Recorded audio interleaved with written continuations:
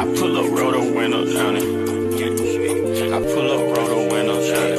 Yeah, I pull up, roll the window down it. Baby, you don't know what you do to me. Between me and you, I feel like chemistry. I won't let no one come and take your place. 'Cause the love you give, you can't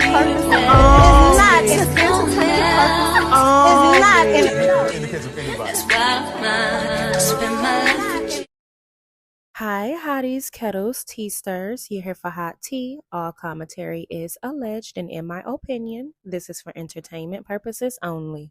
Love and Marriage Huntsville comes on tonight at 8 p.m. and I want to talk about the clips that have been released that's supposed to be for this week's episode. And I also want to talk about the fact that there have not been any ratings released from last Saturday's episode, and it's probably because the viewership has literally tarnished, and maybe that's something they don't want to be discovered. But before we get into any of this, you guys head over to realitytelevisionawards.com and vote Melody Cherie Rogers for the Love and Marriage Huntsville Reality Queen. Head over there and vote for Melody. So they have a voting section for Reality Queen, the Reality Royalty, and they want you to pick amongst these people here.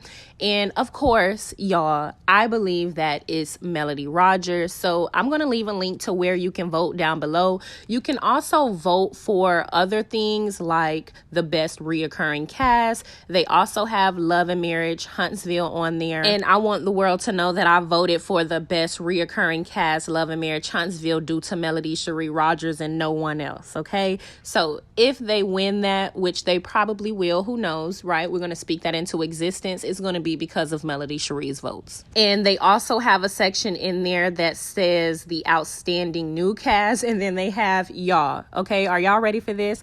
They have Love and Marriage Detroit on there, and I literally burst out laughing because be fucking for real. And I want everybody to know that I didn't vote for Love and Marriage Detroit because they literally bring nothing. Like, that is the most boring show ever. Some of y'all like it, but I think all of the men on there are corny as shit. We need some better options, okay? I don't know. Anyway, and they still filming. They filmed again and did a whole reunion. So they did their reunion literally after Love and Marriage DC. So they are going to be like a year and a half behind. And I don't even know when they're going to be coming on again, but I did not vote for them. And if you guys hear banging in the background, my husband is building some other shit, okay? Sorry, I buy a lot of shit from Amazon.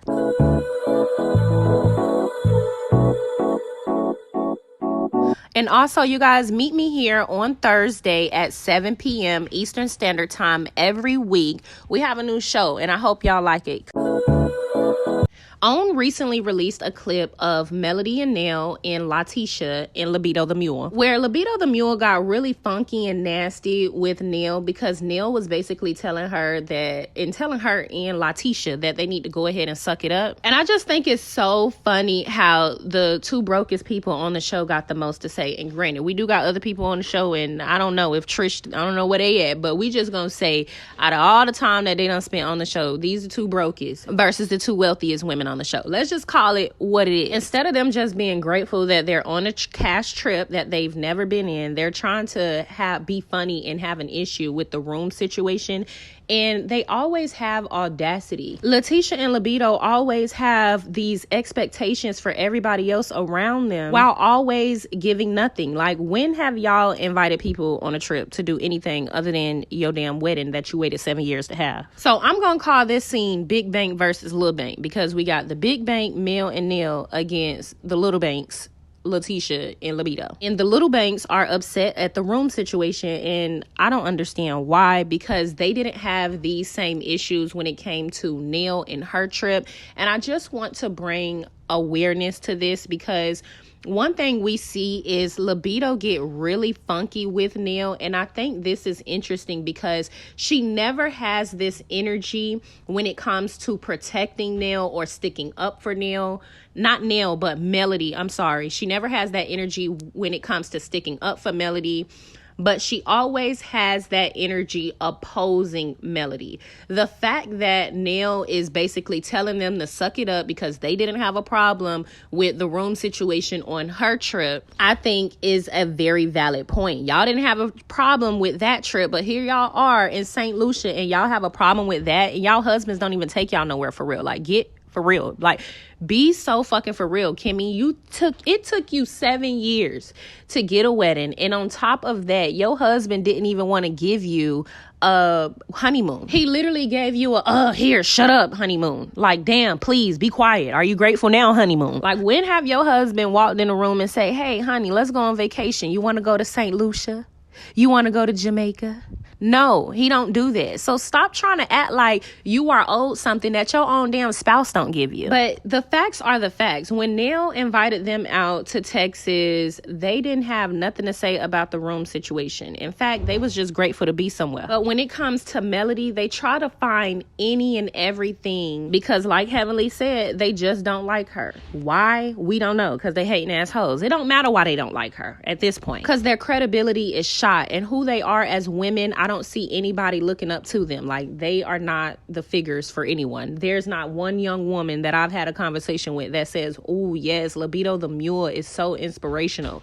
Letitia Thick Tongue is so inspirational. Your kids don't even think you inspirational, love. But I will say, I don't know if Nell was drinking or what, but Nell is naturally aggressive. I can tell because I met her in that Mimosas with Melody. She's just a naturally aggressive person. She's going to say what it is that she want to say. And I'm not going to say aggressive like I'm aggressive, right? I'm naturally an aggressive person. Sometimes words can be triggering because of your perspective of those words. All of these women have a form of aggression. Letitia and Kimmy are more passive. In fact, I would say Letitia is more passive aggressive and Kimmy is very micro aggressive. Two different types of aggressions, but still it's aggressive. Whereas Nell is actually aggressive. And the thing about Mel is Mel can be aggressive, but she can also be very passive aggressive as well. It depends on the mood and what you giving her. And I feel like because she's a Scorpio, if she once had love for you, if you try her, she can be aggressive with you. And if she don't really give a fuck about you and you have attitude or rude or whatever, she can be passive aggressive with you. Letitia is always very much passive aggressive and indirect with most people in any confrontation. So I view her as being direct passive aggressive. And Kimmy is mostly micro aggressive, but she can be directly aggressive. And she has shown how she can be directly aggressive, but most times she's very micro aggressive. Whereas Nell has always been just aggressive since we've seen her. No micro, no passive, just aggressive. And I typically do not work well with micro and passive aggression at all because I'm just so aggressive. Now, again, circling back, it depends on your perspective of the word aggressive. If you would view that as being good or bad, but I don't, because these people are human. And while being human comes emotion. Aggression is a natural emotion. Rather, micro, passive, or outright aggression is still an emotion, and this doesn't necessarily always correlate with the negative, but again, it's your perspective, because you can be aggressive in the workforce, which is a great thing, depending on which field you're in. You get what I'm saying? And I believe Mel has these traits because she was once a teacher, where you kind of have to be passive because there are rude and disrespectful children, etc. And she also had to thrive in a cutthroat industry that is very white male dominated. So with that, as a black woman, you have to be extremely aggressive. Not even just as a black woman in a male-dominated industry, you got to kind of be aggressive and put your foot down and get real assertive. Kimmy was a nurse, and I don't care if y'all attack me in the comment section, and I'm obviously not saying all, so if you lack reading comprehension, then you would think that my making a statement, I'm talking about all people, but any person that has the ability to comprehend would understand that it can't possibly be all in any conversation, right? Unless that's absolutely clarified. But nurses are known to be microaggressive. There was also a TikTok, and I'm not saying there's any fact to it, but what I am saying is my personal experience resonate with this TikTok. But they were saying that a lot of the girls that they knew that were bullies and mean girls in high school and in college are now, for whatever reason, nurses. And shout out to the nurses, right? Because you in a hard industry, and we obviously love the nurses that love us. But there have been a documented fat amount of nurses that have been very nasty, not only to patients, but to each other in the working field, which is why y'all are on TikTok so heavily.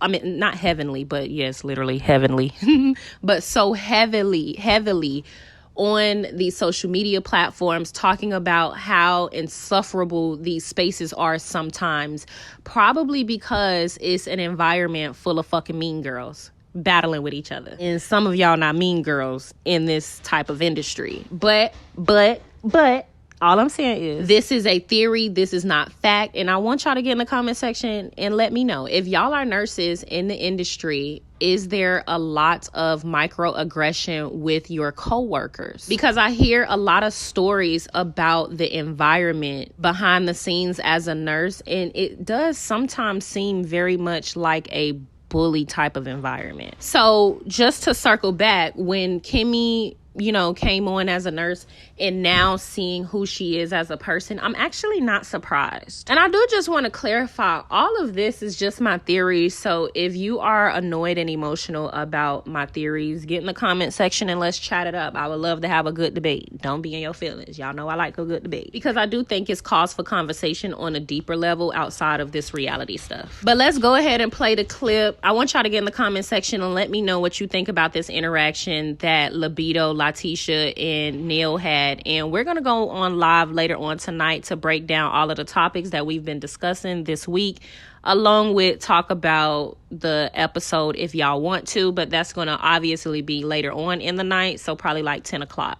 So you don't feel better? I mean, it is what it is. It's fine, honestly. We good? It's like, okay, Tisha, let's enjoy this moment. Let's have a good, these buzz. Let's have a good time. And, it is what it is. We want to have a good trip. In Houston, I know everybody was upset. We sucked up. I mean, we dealt with it. Yes. And y'all gonna have to here. suck this one up, because I'm sandwiched in between y'all asses. Yeah, everything is all it is. We don't need that's that. what I'm saying. All of what? Listen to what I'm saying. I'm listening to you. I don't need another grown up to tell me what I gotta suck up. I've Well, already we can talked. end right here. Okay, That's my point. We can end it right here. That's exactly my We can point. let it go. It's not even a we. Like, you ain't even part of this conversation.